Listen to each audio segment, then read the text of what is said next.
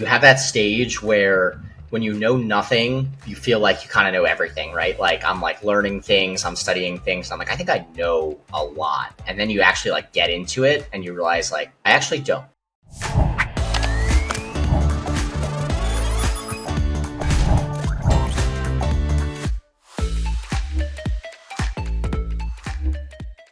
Hello and welcome to the Gross Profit Podcast. My name is James Kennedy. I'm the co-founder and CEO at procurementexpress.com. We take the hassle out of managing SMB spend without buying an ERP. But we're not here to talk about that today. Instead, I've got Devin O'Brien from Cordis.io. And we're going to talk about I would say it's not a business fad, business fashion. It's a recent thing that you hear is popular, which is productized services. And a productized service is somewhere between software and a service. And it combines ideally the best pieces of both. And Devin has managed to build a success story around this and productizing the services around his fractional CFO firm. So Devin, you're very welcome to the show. Maybe you could just kick us off by telling us something about you that not many people know. Yes, thank you for having me. So something not many people know about me. When I was in college, I had some really great professors, and throughout my finance career, I've always known in the back of my head, and I never talked to people about it, that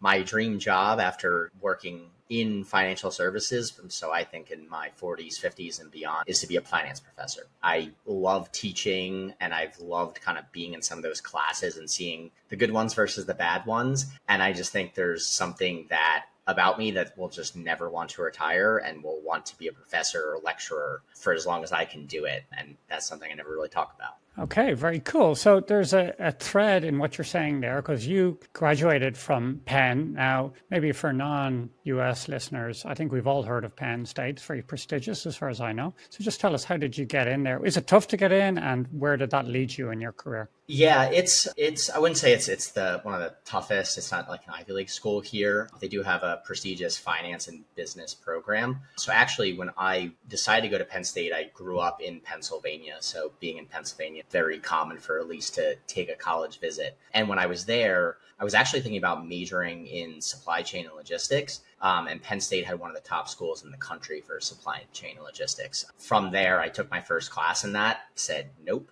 this is not what I want to do. I don't think it's interesting at all. And so then, they just had a GPA requirement and then an application process. They have a little bit of a different program where in order to double major in accounting and finance at Penn State, you have to get a master's in accounting. So I decided that, I had good grades and I wanted to apply for this program that you could be selected to with 100 students to go into that program. So that's how I ended up deciding. Really was just trial and error and what I liked and what I thought I was good at, and then found myself in accounting and finance. Okay, let me just circle back on the supply chain and logistics thing, because granted, not known for its glamorous lifestyles, let's say, but as someone who, has many logistics customers and so on, I mean, it's not for everyone, right? So everyone fits. But what did you think it was going to be, and what put you off that career? Yeah, I think it was in that initial class.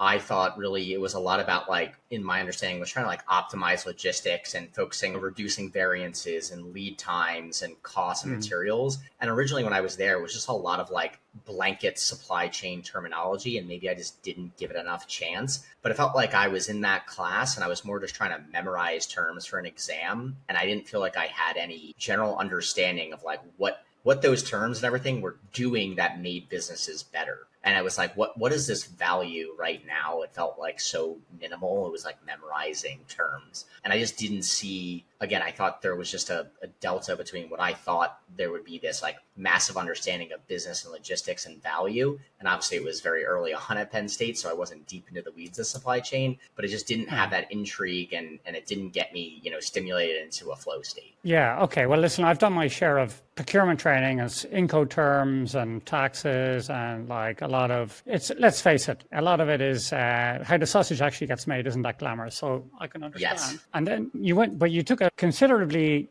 some might say, more glamorous path, which is an M&A for large companies with KPMG. So what did you learn from that time in your life career? Yeah, really the reason I wanted to get into that was I had done an audit internship my sophomore year of college, didn't really find that too interesting. And there was actually a keynote speaker at Penn State. I'm going to blank on the name, but he was the former CEO of Oracle. And I remember he asked me, because I was there early, he was waiting to speak. We started talking and he had said, like audit and tax, like just think 10, 20 years out, this is all going to be automated, right? Like this is going to be so redundant. Well, I don't think that is going to happen in that time. I do think there is a lot of redundancy. And Here so we what I are, saw, 10 years yeah, later at least, he's still exactly, here, yeah. exactly.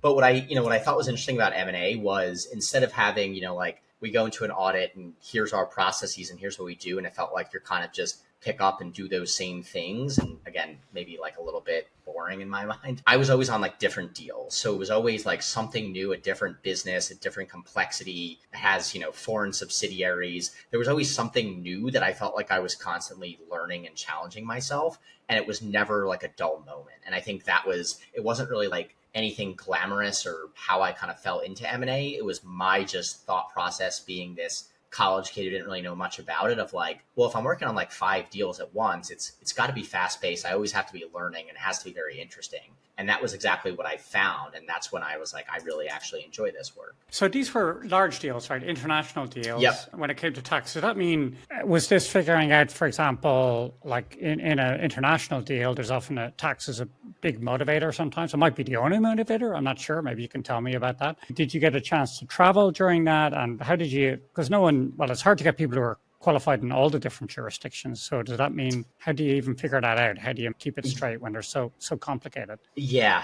So to your original question, it was kind of a mix, right? So we'd have some solely, US based companies, and we really were then just the only party involved, the KPMG involved in. It was a combination, usually like on the buy side of looking for potential tax exposures, then a lot about like efficient structuring, right? Like, should we acquire this as an asset, a stock? Should we, drop this subsidiary into this? It was a lot about just tax efficient structuring and then looking for exposures, kind of similar to how in equality of earnings, right? You're looking for financial exposures. And so we oftentimes, to your point, we had to bring in multiple different locations or, units at KPMG. So we'd be in charge of the US federal. I'd be working with a Canada team. Sometimes, you'd get into a deal and you'd find out, oh, they have a warehouse actually in Mexico. And I would then be going to the directory looking for the partner in Juarez to see if he can look at this to then give me some, information on that. So it was really interesting in the collaboration, to your point, of depending on what that company looked like, buy side, sell side, you were oftentimes working with the Irish team, the Canadian team, the Mexico team, all these different people. And then those people also have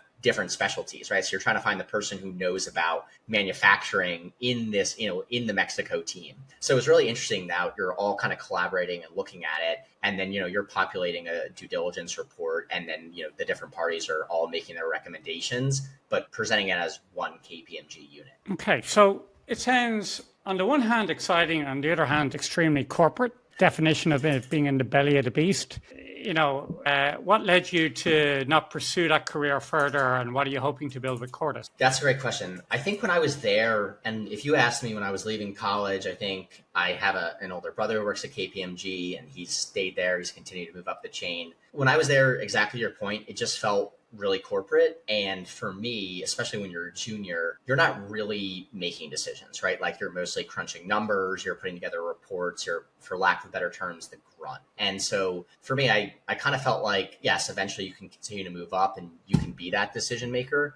But I just felt like there has to be something where I can go do and feel like I'm providing more value and build something on my own. So for me, then it was really just a combination of, I didn't want to kind of be a cog in a wheel. I wanted to actually provide value. And then the other part was you read books, you listen to podcasts, you just hear about the benefit of building your own business, having equity in your own business. And especially in M&A, you see founders and entrepreneurs who started a business while they were in college with, $15,000. And then I'm putting together a funds flow and I see them making 35 million, 115 million. And you're like, this is life-changing, right? It's hard. I don't know how hard it is, but I thought this is a very interesting challenge. Nobody in my family has done this. And this is something that I'm willing to give it a go because I know that with my Penn State, the connections, kind of the all the different people I built. If I ever wanted to go back to that, I could. But would I just regret while I'm young and I could take that chance that I didn't? And that's what really led me to go for it. Okay. So how did you take that step out? Did you like have an idea who you're going to work for? I'm guessing you can't like ring up Intel and say, hey,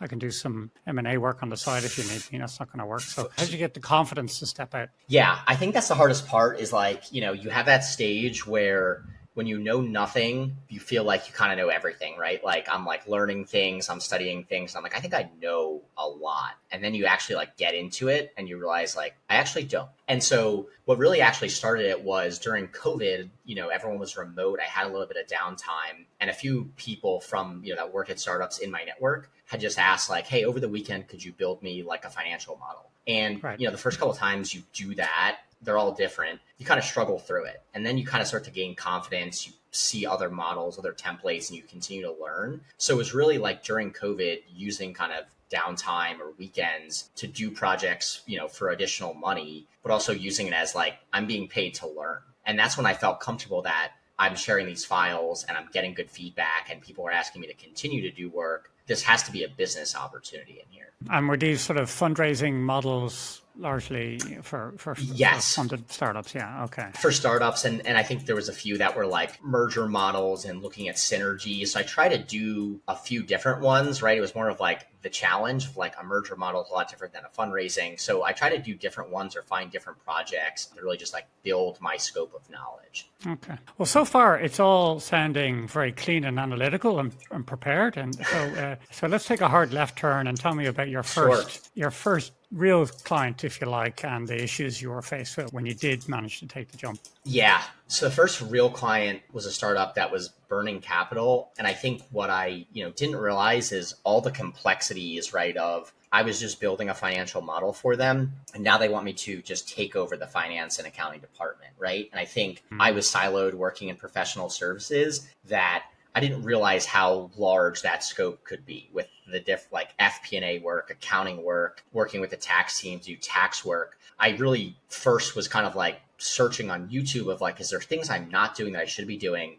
I didn't realize that there was so much more, especially with a startup that's burning capital, trying to strategize, trying to run scenarios, how much work and constant analysis I would be doing. And that was a real wake up call for me, and building models and collaborating with people, them not updating things, then us having wrong data. There's so many challenges of like, all right, I'm working with founders who aren't finance people. They don't work in Excel. Like what is it that makes these disconnects, and then trying to solve all of them kind of live on the fly while this company is like still burning capital and still trying to run through strategies. I know, it's so weird. Like the spreadsheet works. It works every time I type it in, and then you put that in the real world, and for some reason it's just different. So you had so this business was a gym business, as I understand it, and you and me were talking earlier on about Alex Hormozy. He's an influencer online. I think he's a stone cold genius, to be honest, even though he looks like a scary man. Great marketer, and he started off in gyms, and he paints this picture of gyms being actually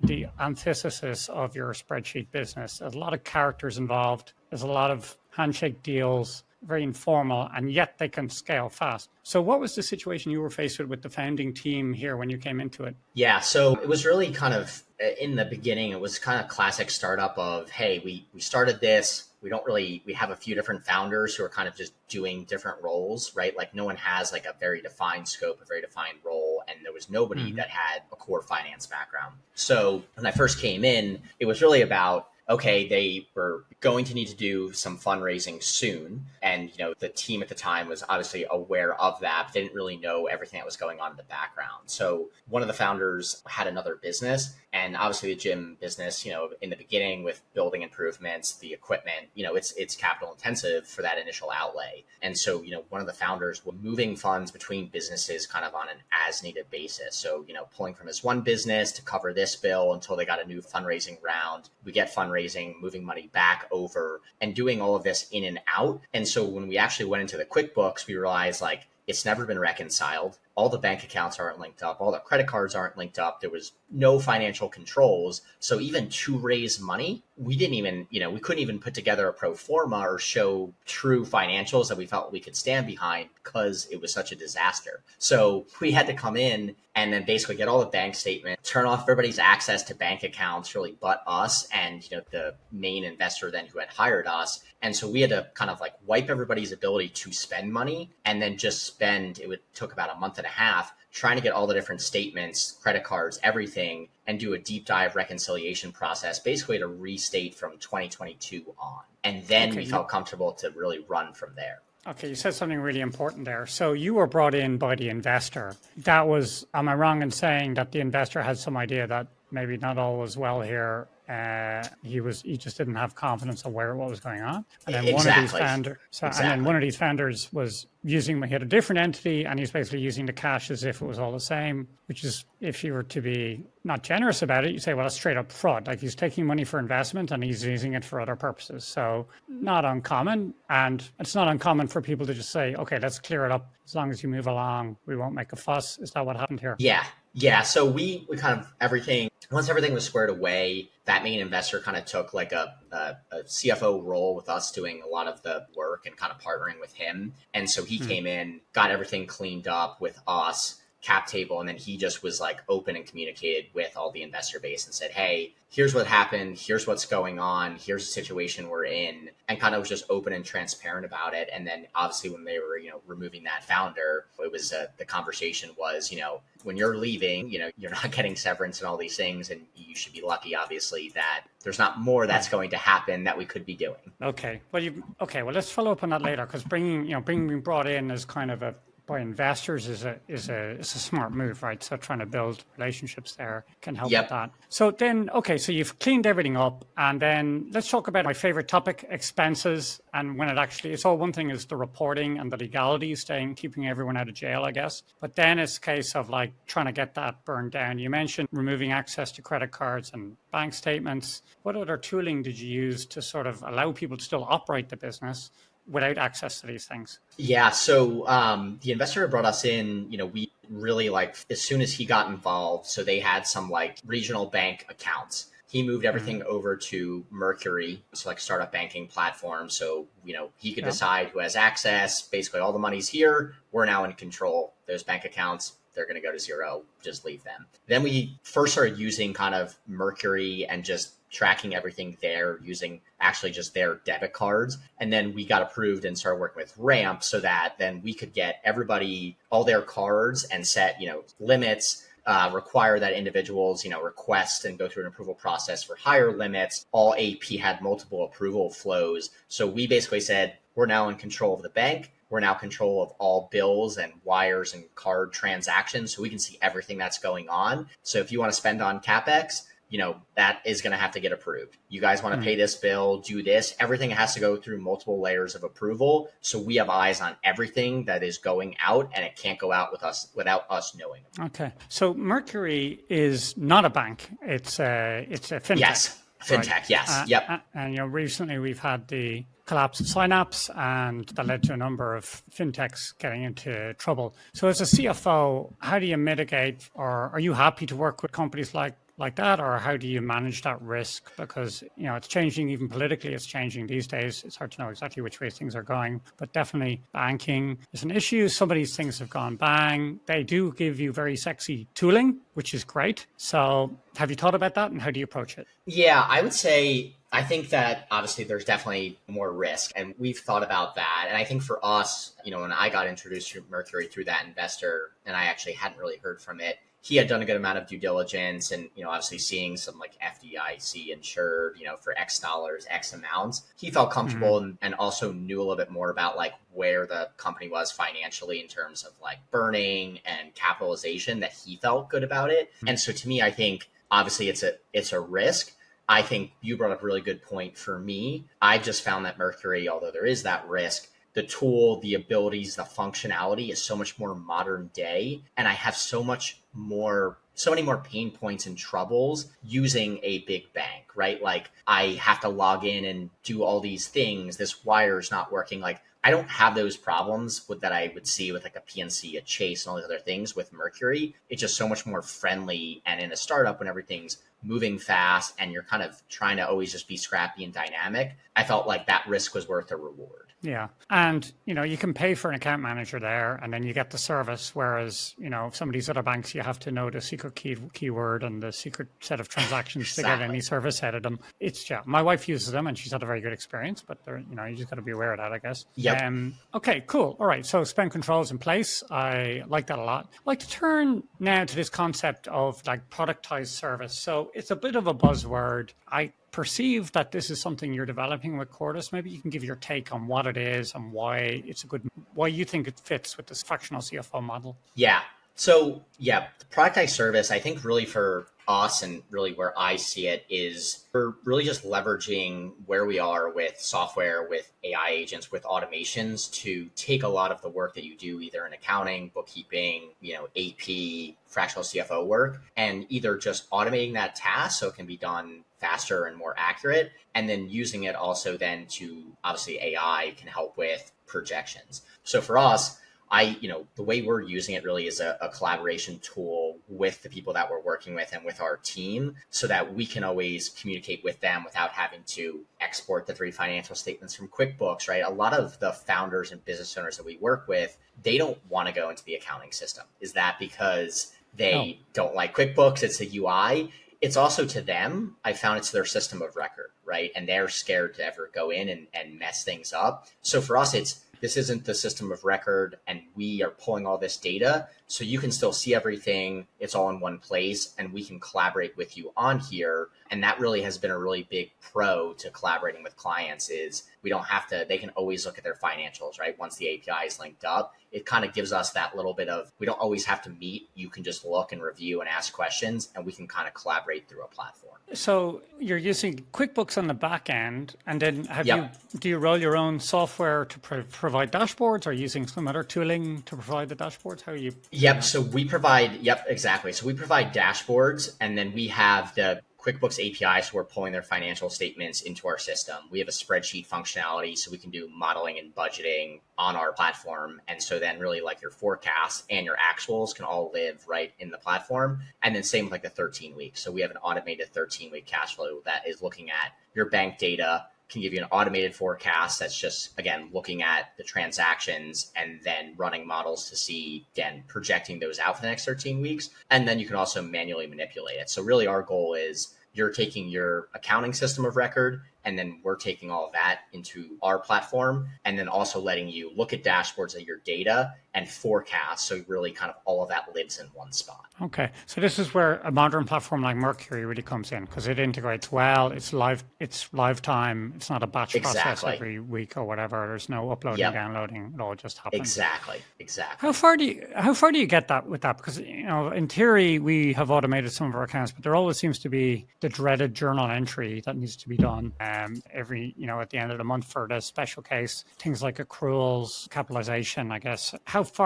What's possible in terms of automation, in terms of not being able to touch the books, client really being able to log in and see times? And how far away are we from that for, let's say, most of your clients? I'd say I think we're still pretty far away. I think you hit on the big ones that I still see issues with is you're looking at vendor wire information, right? And it's sometimes QuickBooks, right? It sees a vendor name and it's wrong. And looking at the wire detail, it picks the wrong vendor. So I don't think that there's going to be the ability to have it be 100% accurate, pull all the right things. But I think you can get to a point where it's getting to that 95, 99, where you're just limiting the amount of time you have to do to review. Or, right, it's doing everything it can. And the things that it's just not sure about, it's leaving to you. Because capitalization, the policies and how people do things, it's going to be different, right? Some people will capitalize things 2,500 and over. Some do 5,000 and over. So I think it will get to that 95 to +%.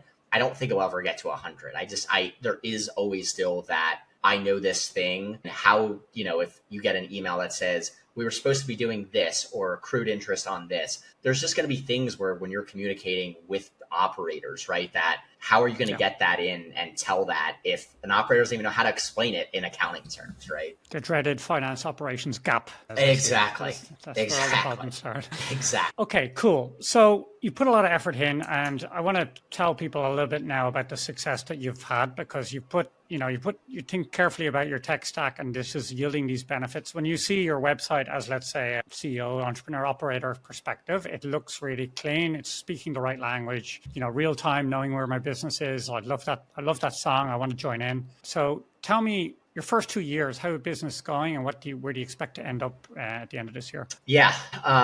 First year in business, I'd say we launched in January of 2023, and then really started to kind of build and scale the team really in like the April, May timeframe. But in that first 8 to 12 months in business, we did just under 7 figures. And so now year over year, I think we're going to grow between 100 to 150% in year 2. And now we're kind of getting into the place in year 3 where it's, again, more automations, more systems, and new offerings is really how we are seeing continue to try to achieve 100% growth, year over year. That's insane. That's like tech startup growth rates for a services company, effectively. That's what I'm trying for. All right. Well, maybe you can get the multiples too. Then we'll be in business. That would be even better. Okay, so now everyone left listening to us. I don't know how many are left at this stage, but this is the really good stuff, because this is the interesting part, right? So you make it sound so easy. You pick the right software, you get the clients, you bring it in, you're scaling really fast. Let me ask about your own practice marketing. So what do you attribute this growth to?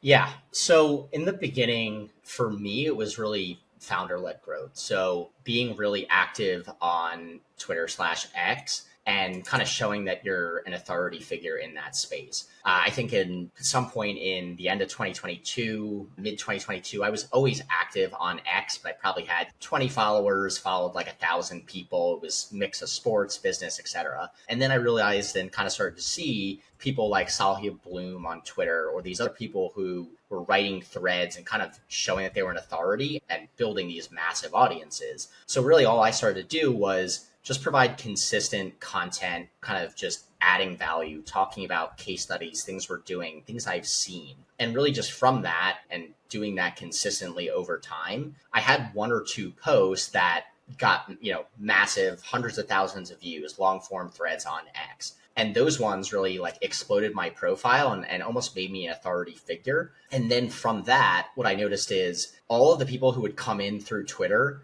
the success rate and close rate was just so much higher than any cold outreach that we were doing, because they felt like they trusted and knew my knowledge, and I had authority from following me. I'd get on a call and someone would say, I saw your tweet about X and I actually have that problem. And it was like, okay, wow, this sales call is going to be so much easier because they have a problem. They know I know how to solve it. And so like, it's not all like, I don't have to prove that we can do this. So it was really founder-led growth in the beginning. And then we added Ro Mendoza on our team as a head of growth. And so we did that hire early because Ro's background was he was working for a large agency across a wide variety of brands, managing their paid social, growth, everything there. And so he was actually a friend of mine. And I said, hey, why don't you come help us do this, because I don't want it to just be founder-led growth. So having someone that like knows a strategy and knows like this is going to work on the software side, this is probably how we really should be doing it on the finance side. It's just having that perspective of I'm not a marketer and getting someone who knows probably what is going to work and not work to then test better ideas.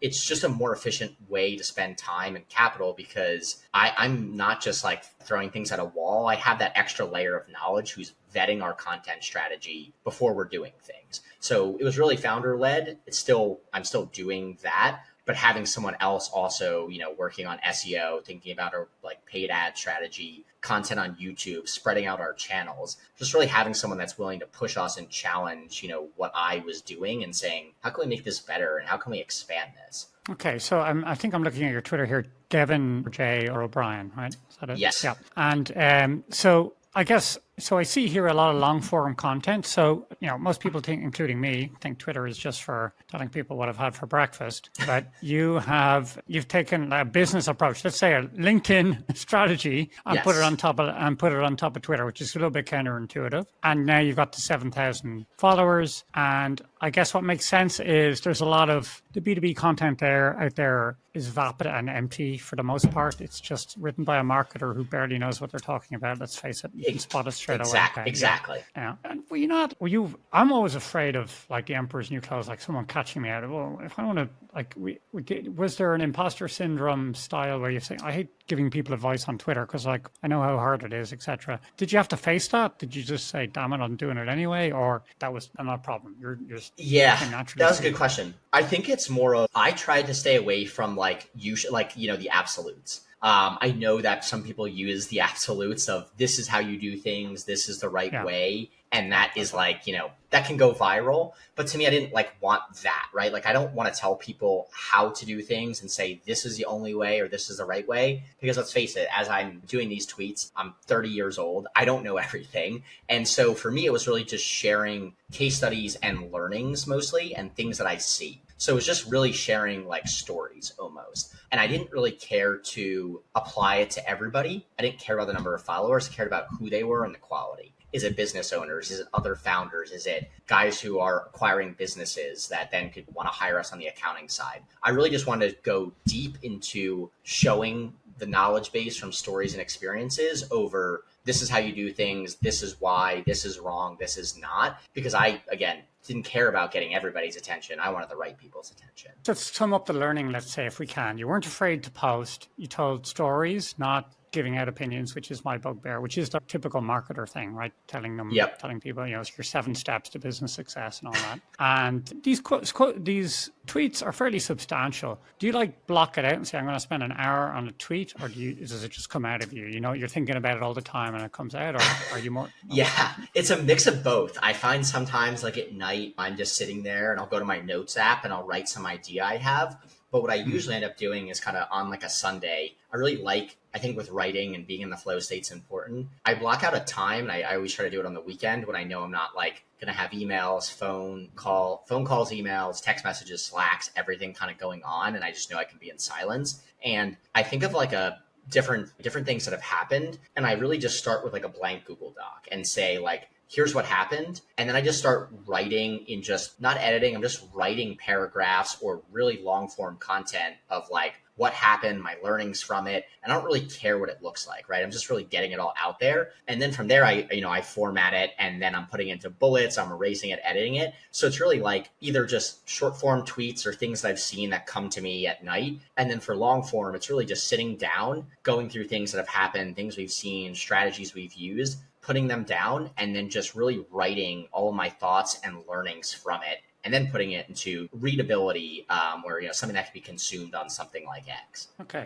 so you're intentional. It's not just I started Twitter and this happened and I got a 9 figures. No, yeah, exactly. Yeah. Okay, last one on Twitter then. Who do you recommend to follow in that world? So as far as finance or as far as just growth on Twitter?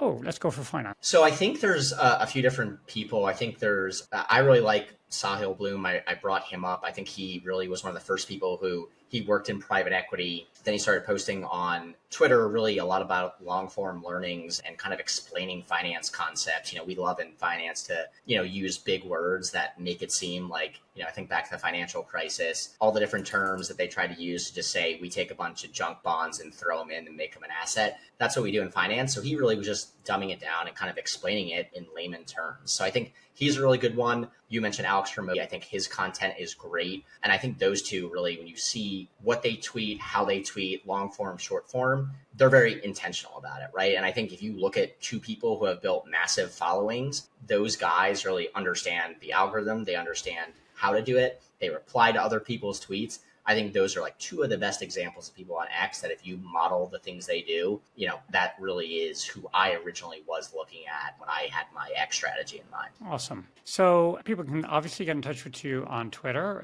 How else do you like them to get in? I believe you have a template that might be useful for you work with e-commerce companies in particular. Is that right? We do. Yeah. So I sometimes tweet out, and I have a lot of SaaS, e-commerce, different templates and Excel models that I think could be beneficial to anybody. So Twitter's a great way, sending DMs, or just Devin at Cortisale. You can shoot me just a cold email, respond to everything, read everything. So really either there or X you'll hear from me in 24 hours. Very good. Well, thanks for coming along, Devin. I'll just ask you the ultimate question, which is, to finish it up, who's your business hero? And yes, my business hero is actually Mark Laurie. Are you familiar with Mark Laurie? No, not at all. It's a new one. Yeah, Mark Laurie, he's an entrepreneur. He started Jet.com, Diapers.com. And so he's actually from the area I'm from. He built two large businesses. One he sold to Walmart, one he sold to Amazon. And then he became an investor. And so he really started he was working in a large finance job. I think he was coming from either investment banking or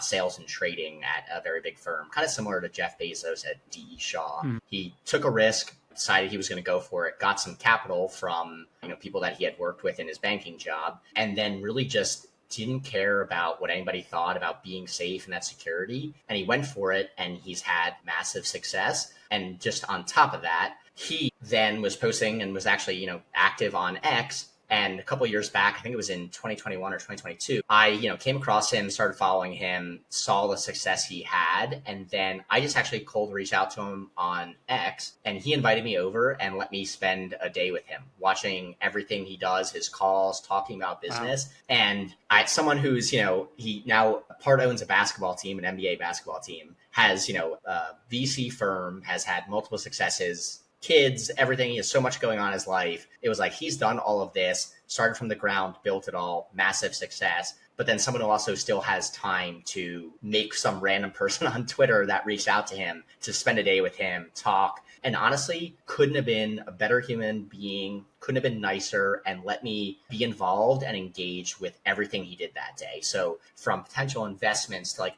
things that most people would be sign an NDA, do all this, nothing. And then right after it, I was leaving. Mark said, if you ever need anything, always reach out to me. And I just thought that type of person, it's like you see them in that like almost like glass house of they built this, they're a billionaire, but then they could come down and you realize that they are just a very humble, genuine human being. It was really an incredible experience. And so, yeah, Mark Laurie would be my business hero. Awesome story. I mean, I like the local hero aspect of that because it sometimes makes it more relatable. Especially, I want to say, over here in Europe, it's easy to hear about another Yank making $1 billion, but like it's not necessarily relatable.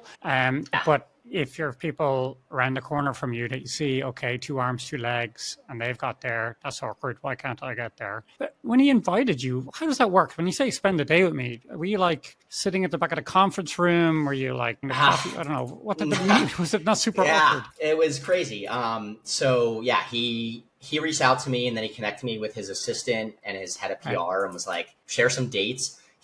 I was living outside New York City. So he just said, here's the address to the penthouse in New York and this time. So I just showed up. I came up the elevator with his private chef. And so we first just started we met, we talked about things, what I was doing. And then, we just actually were in his house, like upstairs, either outside, inside, all day in the summer in New York City. And really just was like, he's just taking calls, videos, Zooms from his phone. And so it was like, we'd eat, he'd have a Zoom call, we'd listen, then we'd like debrief after it. So I was literally just in his house, hanging out with him, eating with him, and just being involved in all of his calls from his house that entire day. Wow, amazing. What an amazing opportunity. I love it. Yeah. I feel simultaneously super awkward and I'd love to do it at the same time. Yes. Yeah, definitely. When I first got there, I'm like, he knows nothing about me. I know really nothing about him other than what I've read on Google. Definitely felt awkward. And I don't like awkward. I definitely felt awkward in the beginning, but he made it like so comfortable and like it just made it feel like it was normal that what we were doing. And it was just so cool. I